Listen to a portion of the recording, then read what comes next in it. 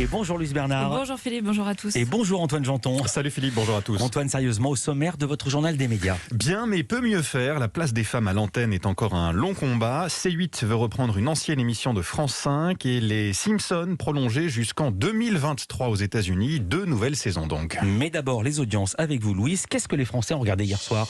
TF1, section de recherche, 2 épisodes de la série, très en forme, 4 900 000 téléspectateurs, 24,5% de part d'audience.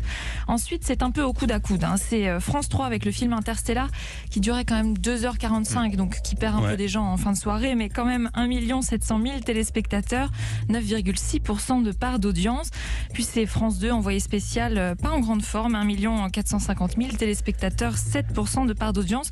Ensuite, c'est intéressant de regarder qu'M6 confirme son flop avec This Is Us saison 4, puisque M6 est en dessous du million, battu par Arte et W9. C'est donc Arte qui est 4e et qui marche toujours aussi bien avec En Thérapie. Les courbes sont stables, c'est-à-dire que les gens restent tout le long des épisodes. 1 380 000 téléspectateurs, 6,4% de part d'audience. Culture Média. Place maintenant au journal des médias, Antoine Janton, avec à la une encore beaucoup de travail pour arriver à la parité à l'antenne. C'est le constat induit par le rapport annuel du CSA, rapport sur la représentation des femmes dans l'audiovisuel. Il a été présenté hier par le Conseil supérieur de l'audiovisuel. La part des femmes à l'antenne était de 41% l'an dernier, radio et télévision confondues. Un chiffre stable par rapport à 2019, pas de recul donc, pas de progrès non plus. La route est encore longue. Un autre chiffre en témoigne, celui du temps de parole accordé aux femmes à la télévision, par exemple. Elles ont beau y être un peu plus présentes, 43% du temps d'antenne, elles parlent moins que les hommes, 35% seulement du temps de parole. En cause, de vieux réflexes, selon Carole Bien-Aimé-Besse, membre du CSA en charge de ces sujets. Regardez sur les plateaux. Souvent, même si elles sont présentes, on ne leur donne pas la parole ou elles se font interrompre quand elles prennent la parole. Donc elles vont être interrompues par un homme qui va dire exactement la même chose, qui va reformuler mais qui va avoir l'impression de dire les choses mieux que la femme, ou elles vont pas prendre la parole, donc elles vont être présentes et si on n'est pas face à un animateur ou une animatrice qui donne la parole spontanément, elles la prendront pas. Il y a quand même quelques points positifs, 2 principalement. Les expertes sont de plus en plus nombreuses, à Europe 1 particulièrement, même si on a des choses aussi à améliorer. L'année 2020 avait pourtant très mal commencé à cause du premier confinement. Et deuxième point, les femmes sont plus présentes qu'avant aux heures de grande écoute. Un bilan dont se réjouit Carole Bien-Aimé-Besse, consciente du travail accompli par les chaînes de télé et les stations de radio. C'est maintenant des réflexes qu'ils ont. Il y a une pression énorme des auditeurs et des téléspectateurs. Des plateaux qui sont plus paritaires, ça passe plus tout de suite. Il y a une interpellation directe qui est faite par le téléspectateur. Les femmes consomment énormément les médias. Donc ne pas s'y retrouver, c'est quelque chose qui ne passe plus.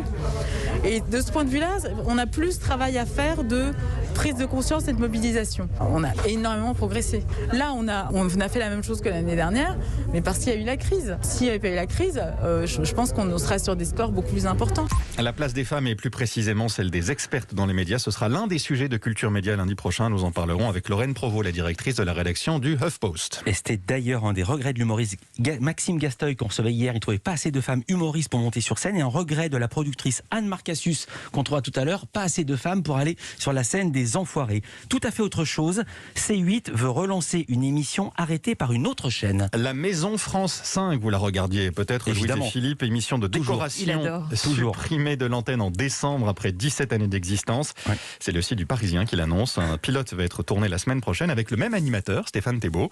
Si ce test plaît aux dirigeants de C8, l'émission pourrait être diffusée en première partie de soirée selon le Parisien. C8 qui a déjà recyclé ces dernières années plusieurs émissions supprimées par d'autres chaînes. Le jeu de la vérité, renommé Vendredi Vérité, Avis de recherche devenu On se retrouve chez Sabatier, et plus récemment le jeu Apprendre ou à laisser, 3 programmes qui ne sont pas restés longtemps sur l'antenne de C8. Dans l'actualité des médias également, un projet de nouveau magazine. Un hebdomadaire d'information au ton punchy et au positionnement centriste. C'est Daniel Kretinsky, le propriétaire de Marianne et de Elle en France, qui veut le lancer. Information révélée par le magazine Le Point. Caroline Fourest a été contactée pour le diriger, mais l'essayiste a décliné. année. Elle explique sur Twitter vouloir consacrer plus de temps à l'écriture et au cinéma. Le Focus, programme du jour, Antoine, c'est un documentaire diffusé demain sur Public Sénat. Au nom du patrimoine, c'est son titre. Vous vous souvenez peut-être des images de musées détruits à Raqqa ou à Mossoul, de sites culturels ravagés par des djihadistes comme celui de Palmyre en Syrie. Ces images, ce documentaire, il veut les dépasser et analyser les motivations profondes des terroristes. Thomas Raguet, son réalisateur, au micro de Culture Média.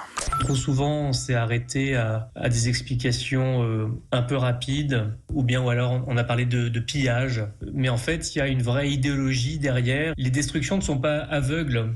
Les djihadistes ne s'en prennent pas aux biens culturels quels qu'ils soient. Ils vont s'en prendre en particulier à ceux qui sont le fruit d'un travail archéologique, bien souvent occidental, et qu'on trouve dans des musées ou qu'on trouve sur des sites antiques qui ont été reconstitués, retravaillés par des archéologues.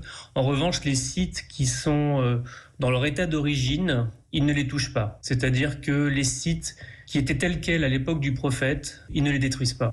Ce ne sont pas les premières destructions de biens culturels par idéologie, ça existe depuis des millénaires, mais ce qui a changé ces dernières années, c'est la communication. Les extrémistes ont compris le pouvoir de l'image et des réseaux sociaux, notamment en 2015.